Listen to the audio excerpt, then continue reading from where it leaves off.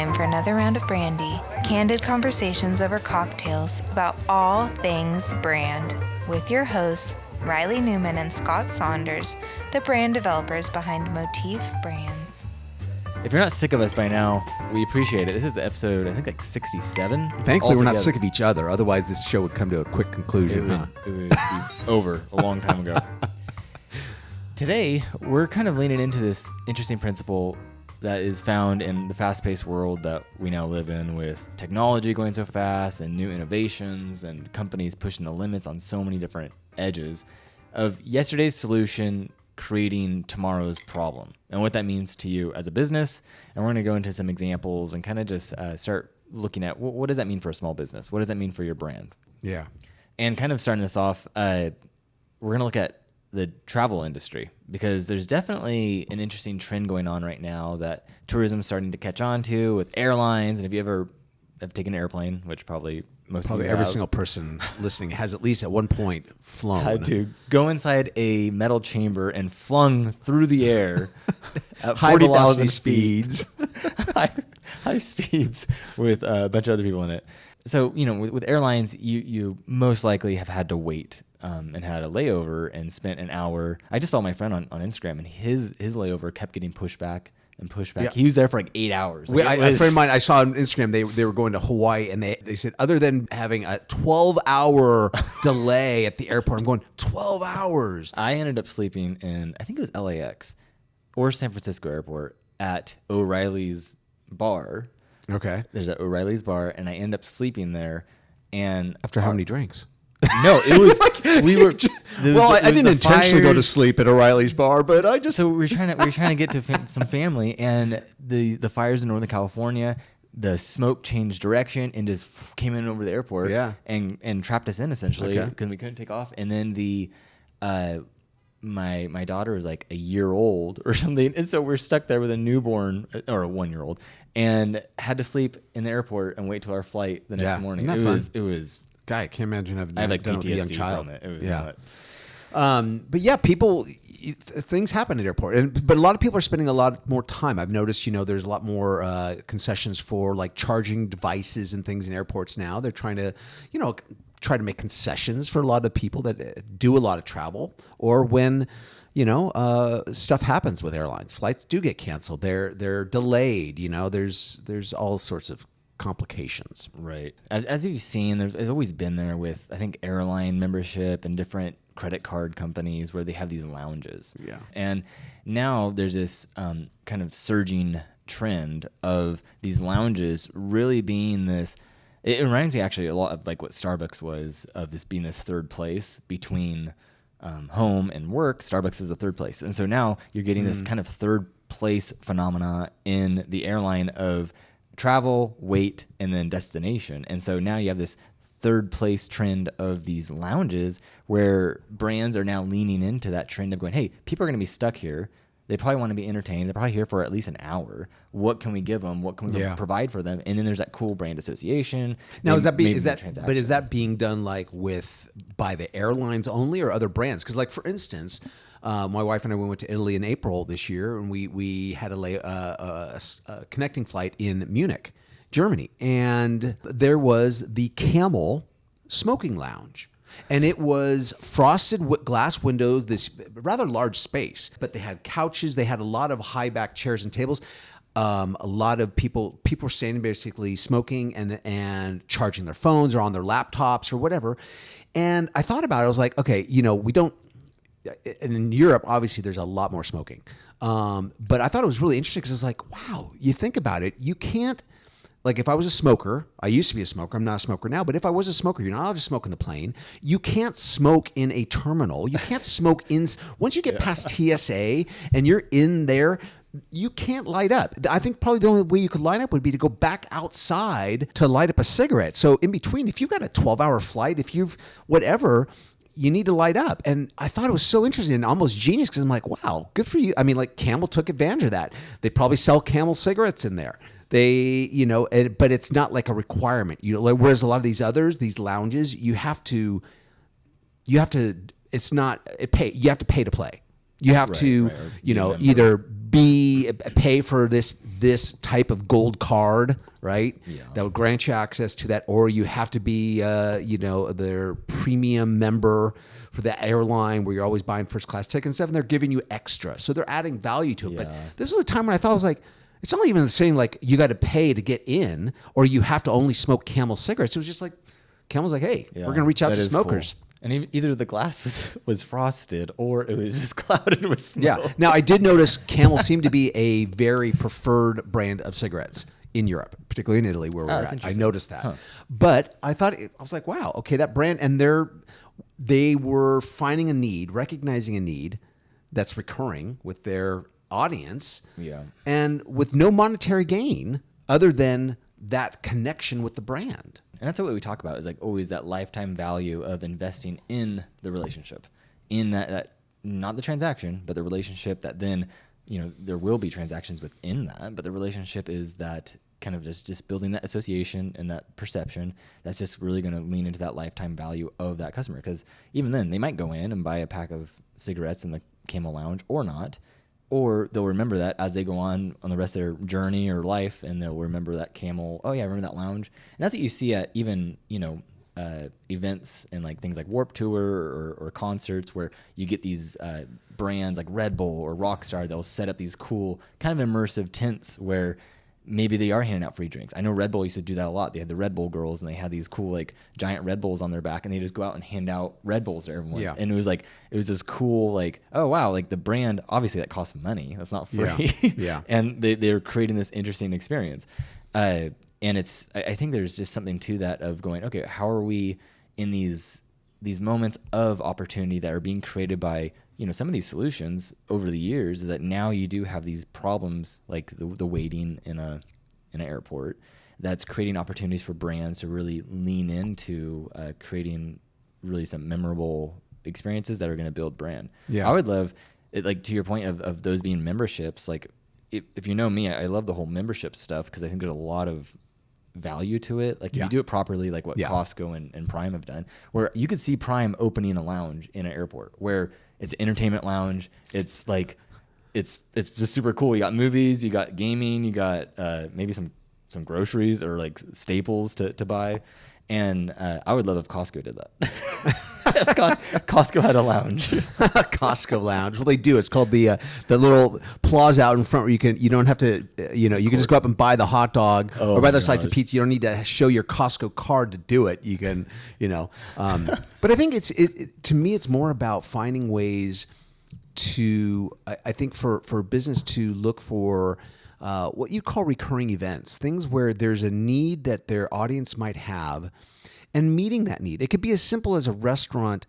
You bring a customer comes in, families come in, right? And they sit down, they eat a meal, and a lot of times they have kids. And when a restaurant recognizes that, every now and then their patrons are families with kids, and then they, without even asking, like sit down and the waitress brings over some paper and pens or crayons and a coloring page for the youngster to occupy them without even asking. It's just kind of like a given. For instance, Chewy, the online pet supplier. Well, as a pet owner, if you have to decline or cancel that auto-renewing subscription you have, one of the reasons as a pet owner is because the pet is passed on. When that happens, a couple days later, they will send you flowers and a sympathy card, sending their condolences for the loss of your loved one. And they refer to it as a loved one because they realize pet owners, cat or dog, whatever, we're fanatics about our pets. It would be interesting because I feel like people, if you lose a pet, you'll get a new one in 6-9 month window. So if you look at that as,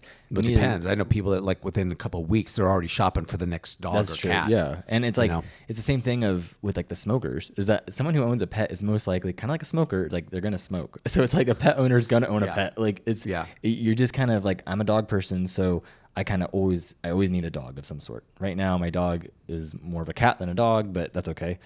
It's a Shih Tzu, but like it's fine. Does it use a litter box? No, okay. She's different. But it's kind of interesting when you do look at the audience, the customer, as more than just this transaction who is signed up for a subscription. it's like, no. It's actually the person is this type of buyer. They're in this mode. They are a pet owner or they're a dog person. And even that's like, all dogs go to heaven. So even like you could lean into so many kind of tropes within the dog loving community, or if you're a cat person, there's different things on that. But it's like, I think there's some fun areas for the brand to create a more emotional connection. And like Scott was saying, even just send the flowers, like that's a huge gesture of a brand to do that.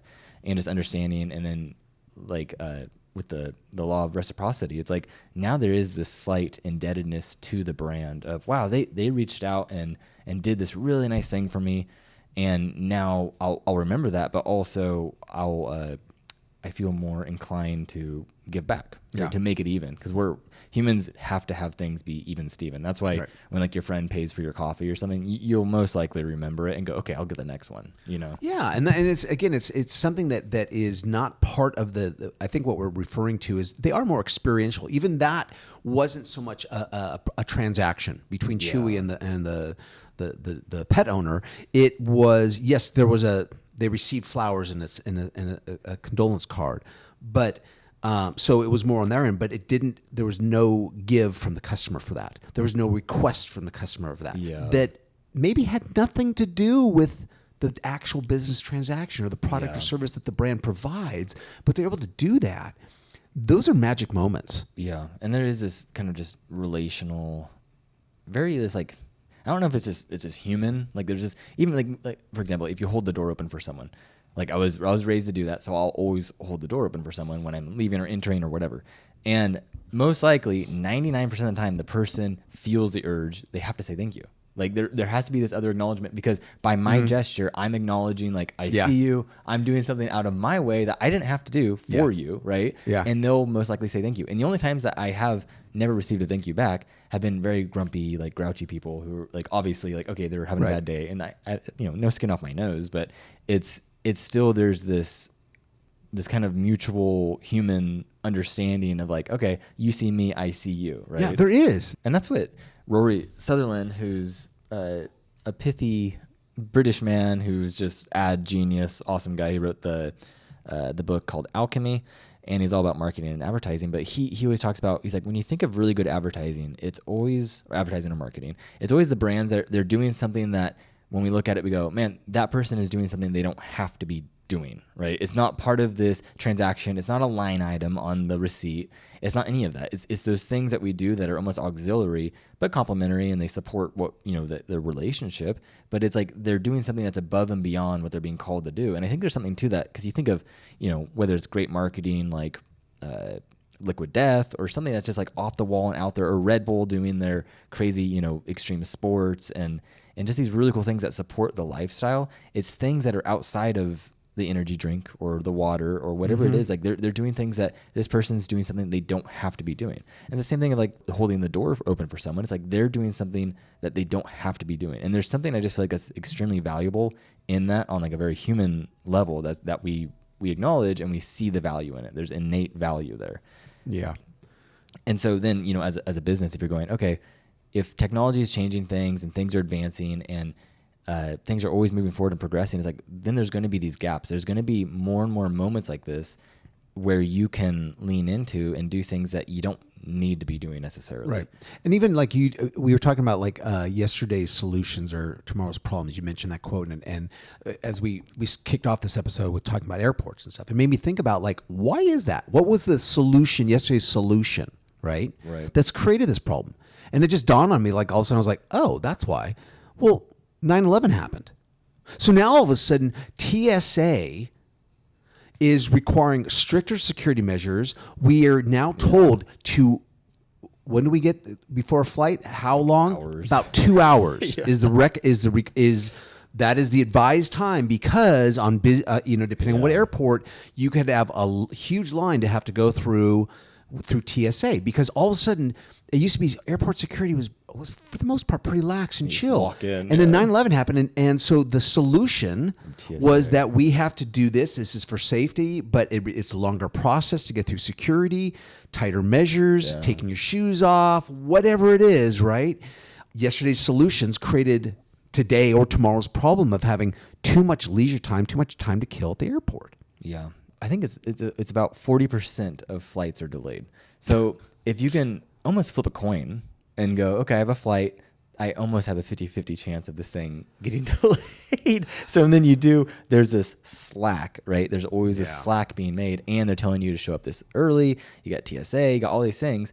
And so there's now this gap, and that creates an opportunity for a lot of brands. Yeah. And that's where I see, like, even I bet Topgolf, some of these really cool immersive experience brands are going to start having these lounges. I'm sure they already do have a lounge at one of the big airports, but just things for people to do. Like even heck, you could have a small little bowling alley thing or some digital experience where you have like these cool, just something for that are entertaining or just relaxing. And that kind of goes into, like I've always said with Dave Norton, about the different modes of a consumer, where you do have restorative and relaxation. So you could have a quick, it's a 20-minute massage or something, right? Or you could have adventure and experiential, and that's more of like, bowling or Topgolf. Heck, maybe they'll put Build-A-Bear in there. Or lightsaber building. No, we can't just have those pop up everywhere. They've got to be unique. It's got to be you got to be in the right environment to building weapons in an airport seems that's counterproductive. That goes back to the whole TSA checkpoints. But I think when we talk about, like, for most of our listeners who maybe have a business and are trying to strengthen their brand, let's get away from airports. Well, and that's kind of what you've seen with cell phones and social media, where we have had the increasing gaps of time where no one's working on farms for the most part now, who in majority of America, it's not like you're working from morning to dusk, right? Now people work until 5 o'clock, they get off, you have more free time. So then you fill that with Netflix, you fill that with Prime, you fill that with social media. And now those solutions to that problem of free time, which ironically, it's like that's what we're striving for, but as humans, we always fill these gaps with either stupid things or we make up things for us to do. Yeah. And that's where now cell phones are creating, which again, they were social media, Netflix. These are all solutions that are now creating problems where now people, their brains are now trained that every time they get bored, they look at their phone. Anytime they have a moment of calm or break, they have to. Whatever, dumb phones came out like with millennials, and now those are starting to get more popular. You got Gen Z or buying more dumb phones, which are just the dumbed down, super simplistic phones. And then also like flip phones that are just limited. And so that trend is actually increasing. And also you have, third party ones that are actually, there's like this block thing that you can put with your phone, and it pretty much, it's called block, I think. And it pretty much turns your phone into a block where it locks it up so that it's pretty much like you can't get in, and you set it for a timer and then it unlocks your phone. And even that, you look at what Apple's done with the iOS, where you have like screen time where even I've got my screen time down to where collectively for each day I give myself 10 to 15 minutes. And that's for all my social media on my phone. So then it's actually, and I've had to work it down little by little. So then it literally now when I check social media, there's no time for me to scroll, poke around a little, go to the Explore plate or anything like that. It's like, no, it's literally, I can check it. Oh, if someone messaged me, I can respond. If not, get off and go. And it's really kind of help restrain and kind of create create these gaps where there is boredom, because then you can tap into these other experiences and other now new solutions that are fulfilling these weird addictions or weird gaps in time, like in the airport. So again, bringing this back to a small business. But no, this has been good conversation, because I feel like we haven't been, we're not sitting there just venting, but it's more of just like, this is a reality. And I think it's being bold enough to do that. Yeah, it's scary. It's scary to go, well, what if we don't? Because even on our Remarkable tablets that we've talked about before, there's one of my favorite features of a Remarkable tablet is that it doesn't have a clock. It's like I'll always be writing on it, and we're so used to a couple digits up in the corner saying what time it is, right? Yeah. And you lose yourself in it. And I'm like, even in that, like time is a man-made construct. Like we created it so that we could, pretty much for trains, but it's like, why do we run our lives by this? Why can't we just like allow people to get lost in the experience for a little bit and just like not worry about what time it is? And it's just kind of like relieving those pressures. But I think there is like adding those constraints actually creates more of an experience and more creativity and more depth to even, forcing, hey, no phones, you have to talk to each other. You need to. Yeah. Because it's like, no, there's more to it. And so I think businesses can see it in that way of going, okay, where are these moments where, what if we did do this differently? Or what if we played with kind of not allowing this or open it up so that there's more possibilities? Yeah. And it is a bad kind of slippery slope, because even like Netflix, now they design their content so that you can look at your phone and scroll and then go back to the screen and not really miss Good anything. Lord. That's why I'll be honest with you. I hate watching movies with family members at home, particularly when it was with my sons, because like, hey Dad, let's watch this movie. Like, yeah, we've been waiting for this one, right? And we'll maybe even rent it on Amazon. We're firing up. And through most of the time, I'm looking over my son, and he's on his phone, he's texting, he's glancing up at his TV. I'm like, and then when we go and see it in a movie theater, you mute your phone, or you silence it, you put it away, and you're literally sitting through the whole. And the only interruption that shared experience is maybe if one of you have to go to the bathroom real quick, and you're like, "What did I miss? What did I miss?" Right? Because you can't pause the movie. And like, I love those things. It's just, it's more, I don't know. Well, and again, creating a constraint that then forces, I have nothing else to do. I'm going to watch the screen and actually enjoy the story, enjoy the writing, enjoy the cinematography, everything. And it's like, even I was listening to this podcast, and these guys are long distance runners, but they always talk about business stuff and whatnot. And they're talking about how one of the guys, he stopped listening to podcasts or music on his runs because he was like, I was just feeling stressed out and all these things. And he's like, actually, and there's been lots of studies now that show if you're always giving your brain something to do, it's like always listening to music. And that's why, even listening to the stereo in the car, that was always an issue back in the day. It's like you're always giving yourself information and not giving yourself these little gaps to actually process and think and allow your brain to connect dots, which your brain does a lot of that in REM during sleep. But like during the day, your brain needs those moments to then like digest. Like it needs, so you have to give it, you can't just constantly be like fire hosing your brain, or it's just like going to be like numb. Yeah. But it's, again, creating those constraints of going, no, now this time is a couple moments for restoring, for thinking, for free time. So maybe as a culture, as a society, if we are starting to embrace more of this in, real, like you said, why didn't you call it a smartphone? You referred to it as a dumb phone, right? Yeah. But technically they're referred to as smartphones. But we as a culture realizing the imprisonment we've created for ourselves as a society with our smartphone and our that need to always be checking it or always feel like we could do more in it. And if we're going to see maybe a renaissance of people kind of wanting to embrace more of an older way of doing life because we've gotten so tech heavy, and if it's sterilizing our culture, right? And then maybe we're going to swing with. So the question is then, how is your brand going to pivot or find ways, little pockets, find ways you can take small risks. And it might cost you a little bit of money here and there. Kind of like with Chewy spending $30 to send flowers in a card to someone that canceled their account. Yeah. I think those are the things that are going to allow you to be distinctive and rise to the top. Yeah. Yeah. And it's like, just kind of analyze that and going, what are things that we can do that we don't have to do? Right. Chewy doesn't have to send flowers. They don't. As the world keeps turning and technology keeps advancing, especially with AI, it's like there's going to be more and more of these gaps, and there's just going to be more free time. There's going to be more opportunity for businesses to go, okay, how can we bring more value? How can we do things that we don't need to be doing? There's going to be more doors for you to hold open for people, or more, extra little things you can give.